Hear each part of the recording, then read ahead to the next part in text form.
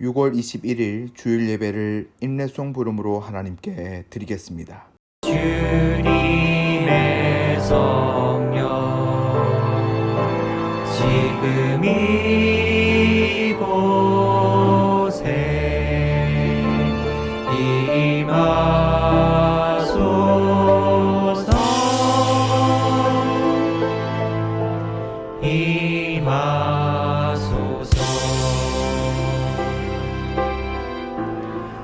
할렐루야 할렐루야 할렐루야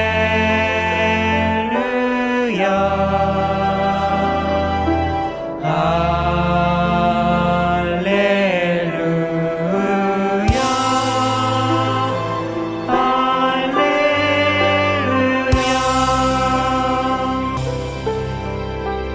주님의 성령 지금 이곳에 임하소서.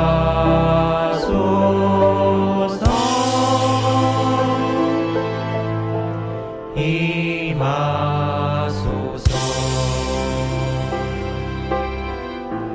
할렐루야 할렐루야 할렐루야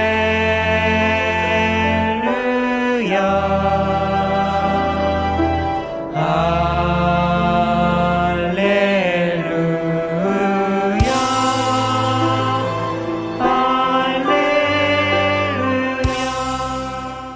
사도신경으로 신앙 고백 드리겠습니다. 나는 전능하신 아버지 하나님, 천지의 창조주를 믿습니다. 나는 그의 유일하신 아들, 우리 주 예수 그리스도를 믿습니다. 그는 성령으로 잉태되어 동정녀 마리아에게서 나시고 본디오 빌라도에게 고난을 받아 십자가에 못 박혀 죽으시고 장사된 지 4일 만에 죽은 자 가운데서 다시 살아나셨으며 하늘에 오르시어 전능하신 아버지 하나님 우편에 앉아 계시다가 거기로부터 살아있는 자와 죽은 자를 심판하러 오십니다. 나는 성령을 믿으며 거룩한 공교회와 성도의 교제와 죄를 용서받는 것과 몸의 부활과 영생을 믿습니다. 아멘. 오늘 우리에게 주시는 하나님 말씀은 마태복음 1장 1절입니다. 신약성경 1페이지입니다. 하나님 말씀을 제가 봉독하겠습니다. 아브라함과 다윗의 자손 예수 그리스도의 계보라. 아멘. 지난해인가 서울 어떤 동네에서 개 한 마리가 사라졌습니다. 그 주인이 신고하여서 CCTV를 보니까 그 마을에 있는 사람들이 가져간 겁니다. 주인 허락도 없이. 그걸 잡아 먹어버렸습니다. 요즘도 이런 미개한 사람이 있다는 것 좀 충격적이긴 하죠. 범인을 잡고 보니까 개 주인 친구들이었습니다. 강아지 때부터 길었는데 이 친구들이 농담 삼아 잘 키워라. 나중에 된장 발라 먹을게. 그런데 진짜 다 큰 개를 먹은 거예요. 그런데 이 개가 얼마나 비싼가 하니까요. 8천만 원 되는 순종 진돗개였다고 합니다. 예. 그래서 족보가 있다고 합니다. 아주 비싼 개들은 어떤 혈통을 통하여서 이 개체가 존재했는지 확인시켜주는 작업으로 보통 순종, 값이 나가는 것들은 족보가 있다고 합니다. 여러분 족보 있습니까? 예. 원래 족보는 사람들이 자기 가문의 가족 관계를 후손들에게 알릴 목적으로 문서화 시켰다고 합니다. 그런데 그게 점점 후대에 내려오면서 족보가 상놈과 양반을 가르는 이런 변질된 모습으로 족보가 내려오게 되고, 이런 변질된 족보에 의해서 조선 후기 때가 되면은 족보 없는 가문은 많은 돈을 들여 족보를 사들이기까지 했다고 합니다. 족보 없는 그런 가문이 되기 싫다는 거죠. 그래서 지금은 이제 현대 사회에서는 뭐 족보를 그렇게 귀하게 여기는 것은 거의 사라졌고, 또 그 족보를 귀하게 여기는 흔적도 많이 없어지게 되었죠. 어떻든 우리나라는 족보의 요난에 따라, 또 족보의 흐름에 따라 가문이 결정되기도 하고, 또 족보가 어딨냐 따져 물을 정도로 귀하게 여겼습니다. 족보를 귀하게 여겼던 민족 가운데 하나는 유대인들도 또한 우리가 비슷합니다. 창세기 5장, 6장 시작하여서 신구약 성경 보면은 족보에 대한 내용들이 아주 많이 기록되어 있습니다. 이 말은 이스라엘인들은 족보를 귀하게 여겼다는 것을 의미하기도 합니다. 창세기 5장에서는 아담의 족보가 기록되어 있고, 6장은 노아에 대한 족보가 기록되어 있고, 이후에 가인의 후손들, 누의 후손들 족보에 대한 내용들이 의외로 많습니다. 그들이 족보를 그럼 기록했던 의도가 무엇이었을까요? 왜 유대인들은 그 많은 족보를 성경에 담았을까요? 이유가 있겠죠, 그렇죠? 우리가 족보를 기록하여 후대에 남기고 했던 의도는 어떤 가족의 형태, 가족의 관계성, 물론 나중에 변질되기도 했습니다만, 이와 마찬가지로 그들이 성경에 많은 족보를 남겨두었다는 그 의미는 신앙의 전통을 이어온 선조들이 누구였는가, 그리고 그 혈통과 신앙을 지켜나가기 위한 수단으로서 족보가 필요했던 것이죠. 여러분, BC 586년에 유다가 바벨론에 의해서 멸망을 당합니다. 그 이후로 바사 제국, 페니키아, 알렉산더, 로마 제국, 예수님 오실 때까지 로마 제국이 지배를 당하고 있거든요. 나라 없었습니다. 근 6세기 가까이 동안 예수님 오신 그 순간까지도 BC 586년에 바벨론에 의해서 지배를 당했던 이스라엘 민족들이 물불이 다 흩어지고 제국의 지배 아래 놓여 있었습니다. 사실은 성서가 기록된 시점들은 주로 포로기 이후입니다. 물론 하나님의 역사는 그 이전에 존재했고 말씀도 그 이전에 존재했습니다만, 구전, 입으로만 전래되었던 것들이 성서가 구체적으로 기록됐던 시점은 주로 바벨론 포로기 이후라고 학자들은 이야기합니다. 이 말은 포로기에 접어들고 나라 잃어버리는 상태 속에서 비로소 기록된 하나님의 말씀이 필요하다고 느꼈던 것이죠. 입으로 전해져 오던 하나님의 말씀을 이제는 구체적으로 문자에 기록하여 후대에 남길 필요가 있었습니다. 그때에 성서에 기록된 족보들도 그때 기록이 됐다고 보면 되겠죠. 그러면 그 시점에 족보를 많이 기록했던 의도가 무엇이었겠습니까? 우리는 이 많은 지배, 많은 고통, 아픔이 있지만도 우리의 믿음의 선조들 그 이름 하나하나를 돌아보면서 믿음에 대한 각성, 도전도 받고 그 믿음을 이어가야 되겠다는 그런 마음을 갖게 되는 것이죠. 이게 유대인들이 족보를 많이 기록했던 가장 큰 이유 중에 하나입니다. 실제적으로 북이스라엘이 722년, BC 722년에 아시리아에 멸망을 당합니다. 아시리아의 식민 정책은 어떠했습니까? 혼합 정책을 사용했습니다. 북이스라엘인들과 아시리아 인간에 서로 아들과 딸을 주어서 혈통을 흐리게 합니다. 여기서 나온 민족이 사마리아인입니다. 예수님 시대까지 정통 유대인들은 사마리아인을 개로 취급했습니다. 내 딸을 고쳐달라 했을 때에 주인의 떡을 자녀에게 줄 떡을 다른 사람 줄 수가 있느냐라고 할 때에 뭐라고 얘기합니까? 그 떡을 개에게 줄 수 있느냐 했을 때 그 개의 의미는 그 사마리아 여인을 의미합니다. 그 당시에 일어났던 사건에 대한 문화적 배경이 있죠. 유대인들이 북쪽과 남쪽 중간에 있는 사마리아를 지나갈 때는 항상 돌아갔습니다. 직진하면 사마리아로 통과해야 되기 때문입니다. 상종하기 싫다는 겁니다. 왜요? 혈통적으로나 신앙적으로 변질됐다고 보았기 때문입니다. 혼합 종교에 빠졌던 것이죠. 그러므로 정통 유대인들은 철저하게 족보를 통해서 우리 믿음의 조상 신앙과 혈통을 이어가고자 했던 것입니다.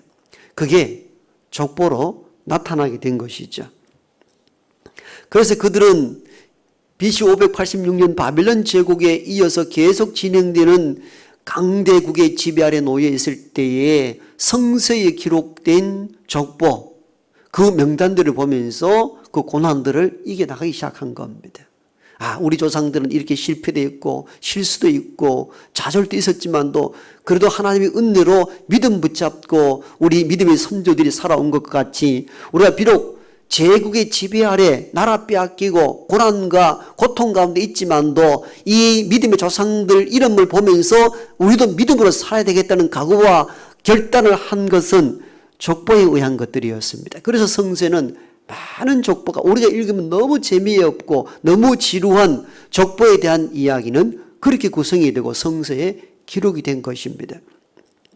쉽게 예를 들면 이런 것이죠. 여러 가지 일들로 몰락한 양반 가문이 있습니다. 그런데 우리가 보기에는 너무 가난하고 너무 처지가 안타까운데 굉장히 자신 있게 꼿꼿하게 살아가는 몰락한 양반의 가문들도 많았습니다. 남들 보기는 상남의 가정에 가서도 구걸을 하고 얻어먹어야 되는데 굶어가고 또는 냉수를 마시면서도 꿋꿋하게 버틴 양반의 가문들은 무엇으로 견디었겠습니까? 족보가 있었습니다. 가난하고 못 먹는 양반의 몰락한 가문의 후손들을 앉혀놓고는 어르신들이 족보를 펴놓고 얘들아 이거 보아라. 너희들 3대 할아버지는 영의정을 지냈다 한다. 그리고 고조 할아버지는 좌의정을 지냈고 누구는 어느 가문에 어떤 일을 서당의 훈장이었고 지나간 족보 이야기 왜 합니까? 몰락한 가정의 후손들에게 너희들은 뼈대 있는 가문이라는 거다. 너희들은 혈통이 있고 정신이 있는 가문의 후손이라는 겁니다. 그러므로 지금 비록 못 먹고 못 산다고 낙심하거나 좌절하지 마라. 떳떳해라. 우리가 어떤 가문이 있냐는 거예요. 이 몰락한 양반의 가문 후손들에게 줄 수 있는 유일한 힘과 근거는 어디서 나오는가? 족보에서 나오는 겁니다. 이 봐라. 너희들 선조들이 어떻게 살아왔는가를 봐라. 흔들리지 마라. 이 정신 유지하면 다시 될 날이 온다는 겁니다. 여러분 이게 몰락한 양반 가문의 가문을 세우는 주춧돌이 족보였습니다. 성경에 왜 그리 많은 족보가 기록되었느냐고요. 바로 이런 관점에서 보면은 이스라엘인들이 왜 그렇게 족보를 소중히 여겼는가를 이해하게 됩니다. 사실 한국인 우리가 족보를 읽을 때 재미없고 지루한 것은 우리와 상관없는 일로 보기 때문입니다. 사실은 상관이 없는 것이죠. 그러나 성경을 읽으면서 유대인들은 어떤 감정을 받았겠어요? 우리가 비록 오랜 지배 아래 있지만도 우리 믿음의 선조들은 하나님의 은혜를 입었고 믿음을 지켜왔고 그리하여 오늘 우리가 여기까지 왔다는 겁니다. 이걸 통하여 그들은 새로운 미래에 대한 도전과 희망을 꿈꿀 수 있었던 것이죠. 바로 유대인들의 족보는 단순한 선조들의 이름의 나열이 아닙니다. 선조들이 지켜왔던 신앙과 그 혈통을 이어가려 했던 것이 족보가 기록된 가장 큰 이유고 목적이었습니다. 그들은 족보에 기록된 선조들의 이름을 보면서 때로는 도전받고 때로는 힘을 얻고 우리가 이렇게 살아야 되겠다 각오하고 결단하면서 오목한 식민 지배를 견디게 된 것입니다. 오늘 우리가 읽은 마태복음 1장도 족보에 대한 이야기이죠. 여러분 우리가 처음 신앙을 가지고 내가 성경이라도 한번 읽어봐야 되겠다고 구약부터 창세기부터 쭉 읽어가는데 창세기는 분량이 너무 많습니다. 그래서 그래도 예수의 복음서부터 신약은 3분의 1도 안 되니까 이거 좀 읽어봐야 되겠다. 다시 구약 성경 좀 읽다가 다시 신약으로 넘어옵니다. 그런데 아브라함과 다윗의 자손 예수 그리스도의 세계라 누구는 누구를 낳고 누구는 누구를 낳고 아이고 재미가 하나도 없습니다. 그래서 책을 덮어버립니다. 근데 또는 또 도전받고 또 책 읽기 시작하다가 누군 누구를 낳고 누군 누구를 낳고 항상 족보에 걸려 넘어집니다. 그래서 일명 이 사람들을 족보신앙자들이라 이렇게 말한다고 합니다. 항상 책 읽은 게 족보를 넘어가지 못해가지고 항상 족보에 걸려 넘어져. 족보신앙자들. 아마 우리 가운데도 족보신앙자들이 들어있을 겁니다. 항상 이걸 못 넘어가는 거예요. 참 지루하고 재미없습니다. 이름 발음하기도 쉽지 않는데 그 이름이 나하고 무슨 상관이 있습니까? 여러분, 복음서는 예수님을 소개하는 책이잖아요. 예수님의 탄생과 예수님의 살아오신 사상과 그의 업적과 우리 위해 죽으신 십자가 사건과 그리고 3일 뒤에 다시 살아나는 부활의 사건, 아주 파노라마처럼 다양한 형태로 구성되어 있는데 왜 족보를 먼저 앞세웠을까요? 예수님이 하신 말씀이 얼마나 놀랍습니까? 산상보험 같은 것도 한번 보십시오. 여러분, 이건 일반인들이 읽어도 감동이 되는 내용들이 많습니다. 몇 년 전에는 절에 스님이 산상보훈이라는 책과 영화를 내기도 했습니다. 예수님의 산상보훈이 감동이 되었다는 거예요. 종교를 초월해서. 그런 정말 값비싼, 그리고 누구나 읽어도 도전될 만한 이런 예수님을 진짜 소개하려면 이런 말씀을 탁 앞에 내세워가지고 감동을 줘야 되는 거 아닙니까? 여러분 책을 쓰면 그렇게 써야 되겠죠. 예수님이 기적을 앞세운다든가 바다 위를 걷는다든가 죽은 자를 살린다든가 얼마나 극적입니까? 이런 훌륭하고 좋은 내용도 많음에도 불구하고 왜 재미도 없는 족보를 가장 앞세웠느냐는 거예요. 이 오늘 우리가 보기에는 하등 신앙에 도움 전혀 안 되잖아요. 무슨 재미가 있습니까? 무슨 유익이 있습니까? 그런데 예수님을 소개하는데 우리가 보기엔 지루하고 재미없는 족보를 먼저 앞에 내세웠단 말이에요. 이 마태복음서, 즉 이 복음서를 쓴 저자 마태는 누구를 향하여 이 복음서를 쓰는가 하면은 당시 정통 유대인을 향하여 복음서를 바치려고 한 거죠. 왜? 유대인들이 예수를 배척하니까. 예수님이 누구인가를 소개하려는 첫 번째 의도는 어떤 말씀이나 기적이 아니고 족보를 먼저 갖다 댄 이유가 있습니다.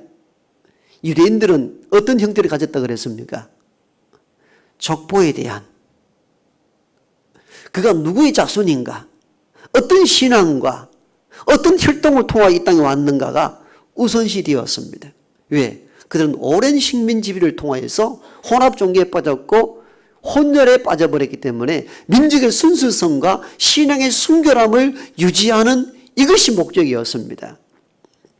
그런데 정통 유대인들의 눈에 보이는 예수, 귀에 들리는 예수님의 소식은 다양한 채널로 들어왔는데 통일되지 않았습니다.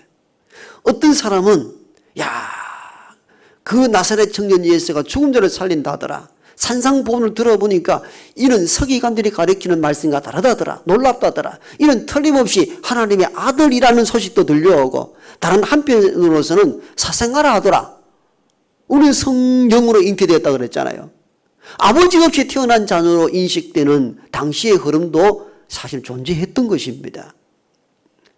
그러므로 이 유대인들에게 예수님을 소개하는 첫 번째 목적은 말씀이나 기적이 문제가 아니었어요.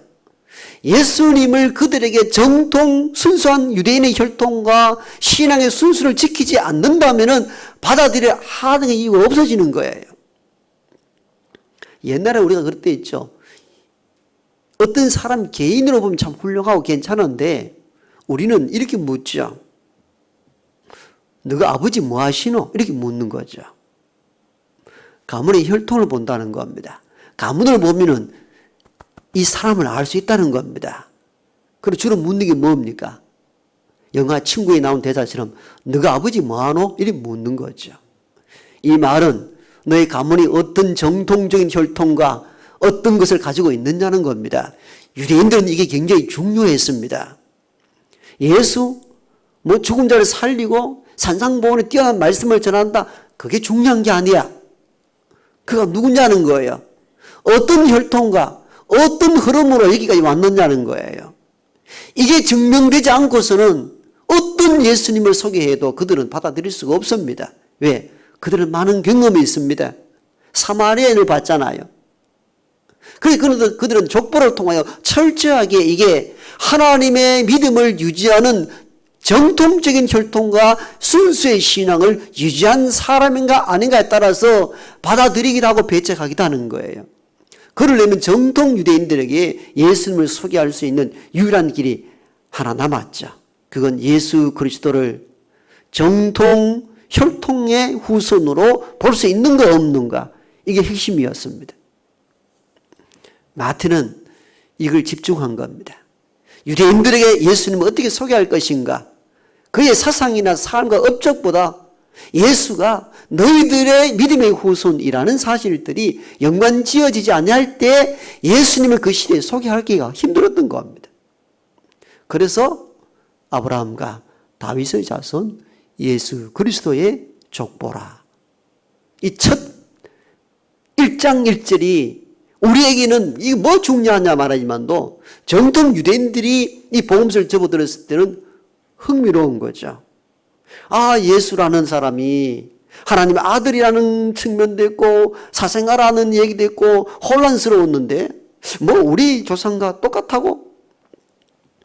충분히 흥미를 끌 만하게 됐죠. 그래서 이렇게 흘러와서 예수에까지 왔다는 겁니다. 그럼 여기서 하나 더 물어야 될 것이 있습니다. 그렇다면은 예수의 족보를 아담이나 노아로부터 시작하지 않고 왜 아브라함과 다윗부터 시작하느냐는 거예요. 그 위에도 믿음의 선조가 또 있었잖아요. 족보는 누가복음에도 똑같이 나오죠. 그런데 누가복음은 상향식입니다. 마태복음은 하향식이죠. 아브라함과 다윗 자손에서 쭉 누구 낳고 해가지고 예수까지 온 거고, 누가복음 족보는 예수로부터 출발해서 위로 그 아버지는 누구였고 그 아버지는 누구였고 그럼 어디까지 올라갑니까? 아담까지 올라가고 아담 위에 하나님까지 올라갑니다. 하나님으로부터 출발해서 예수까지 내려왔다는 거예요. 그 마태복음 누가복음 다르죠. 하나는 상향식이고 하나는 하향식이기도 하고, 하나는 아브라함까지 마태복음 보고 누가복음은 하나님까지 봅니다. 그럼 마태복음 구조에서는 그럼 왜 예수님의 믿음의 선조를 아브라함과 다윗으로 본다는 거예요? 왜 거기서 출발하느냐는 거예요. 중요한 지점이 바로 이 지점입니다.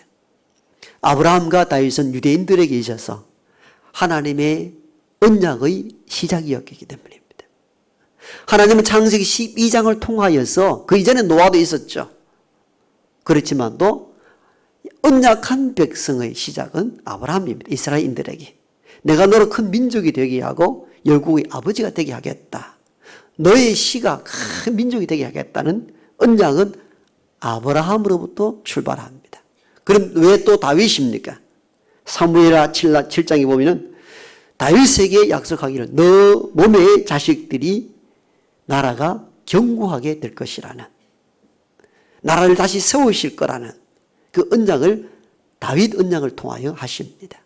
그러므로 유대인들에게 있어서는 아브라함과 다윗이라 하면은 하나님의 언약을 받은 백성, 그 하나님의 언약이 이루어지는 미래의 구상을 누굴 통하여 보느냐 하면 아브라함과 다윗에게 행한 하나님의 언약 중심으로 가지고 온 것입니다. 그래서 그들은 BC 586년 바벨론 지배와 바사 제국, 페니키아, 알렉산더, 로마 제국 근 6세기 가까이 되는 길어진 세월 동안 제국의 지배 아래 고통과 신음 가운데 놓여 있으면서도 불구하고 흔들리지 않고 믿음을 보여잡았던 궁극적인 힘의 근원은 어디서 나왔는가 하면은 하나님께서 아브라함과 다윗을 통하여 주신 언약이 이루어질 것이라는 메시아 사상이 있었기 때문이에요. 그걸 붙잡고 나온 거예요.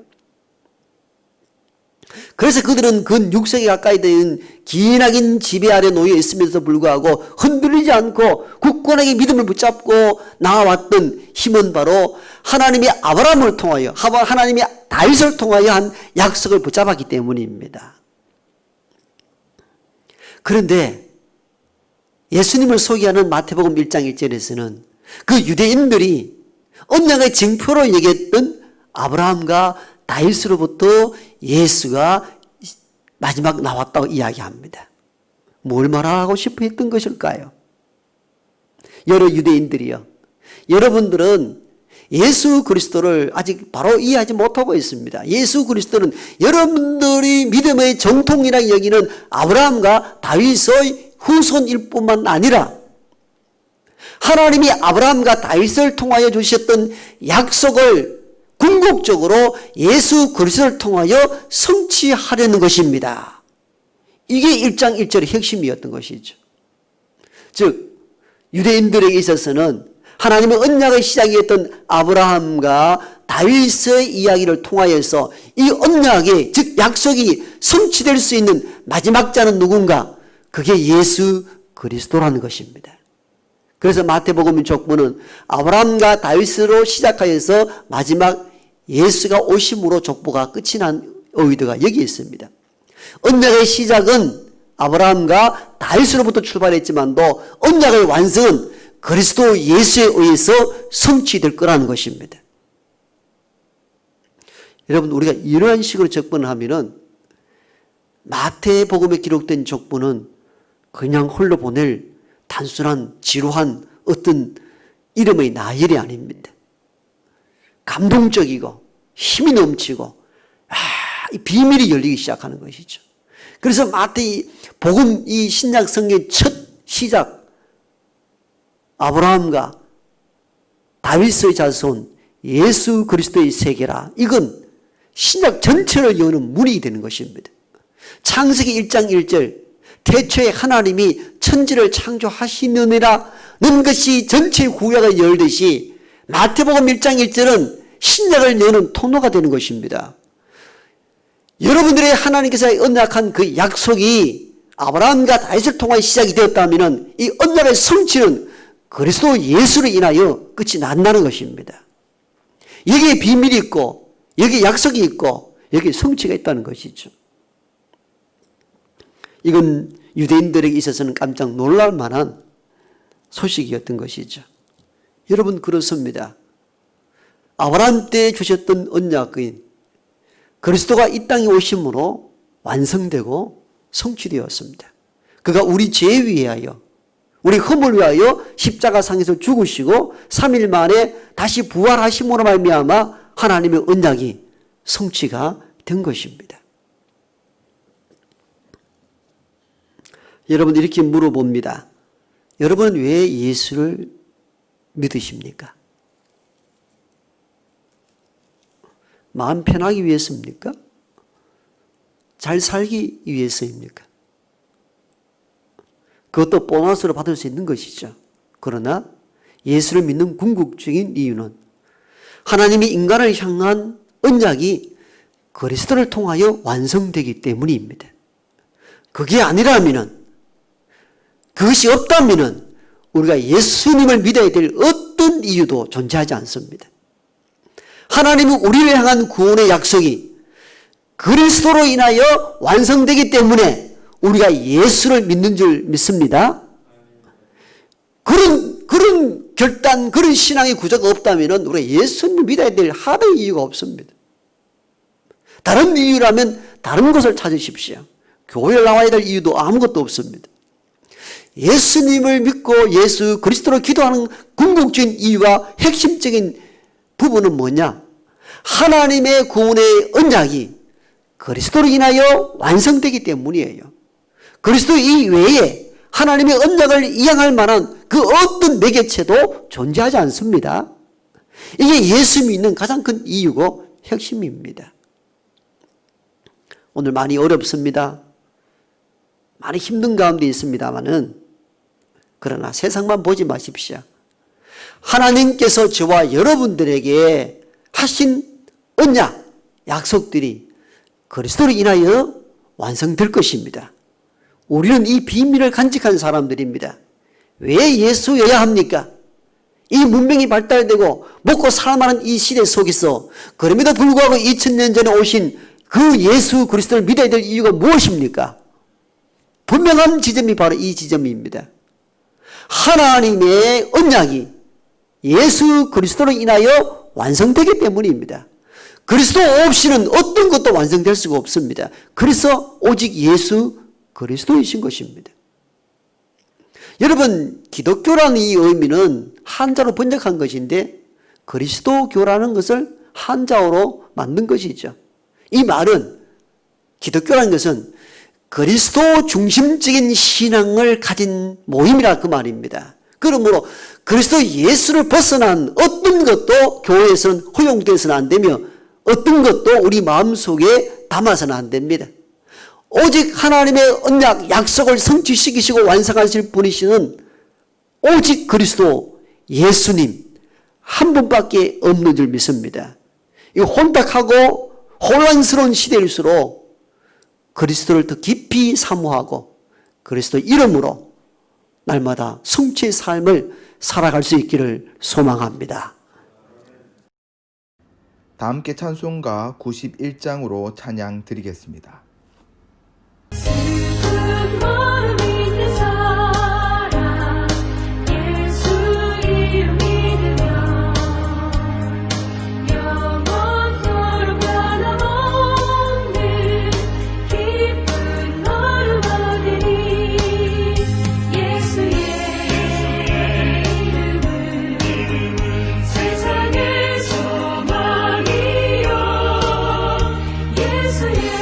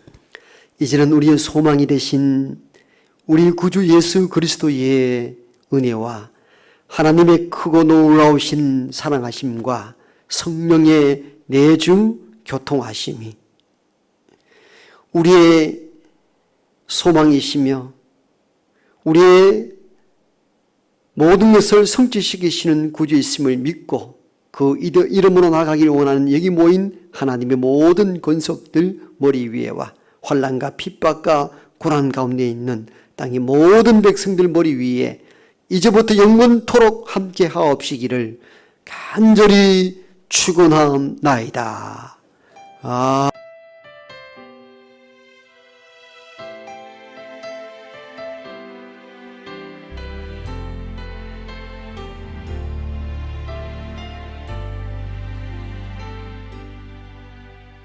고단한 인생길 힘겨운 오늘도 예수 내 마음 아시네. 지나간 아픔도 마주할 세상도 예수 내 마음 아시네. 고단한 인생길 고단한 인생길 힘겨운 오늘도 예수 내 마음 아시네. 지나간 아픔도 마주할 세상도 예수 내 마음 아시네. 믿음의 눈 들어 주를 보리. 이 또한 지나가리라. 주어진 내 삶의 시간 속에 주의 뜻 알게 하소서. 하루를 살아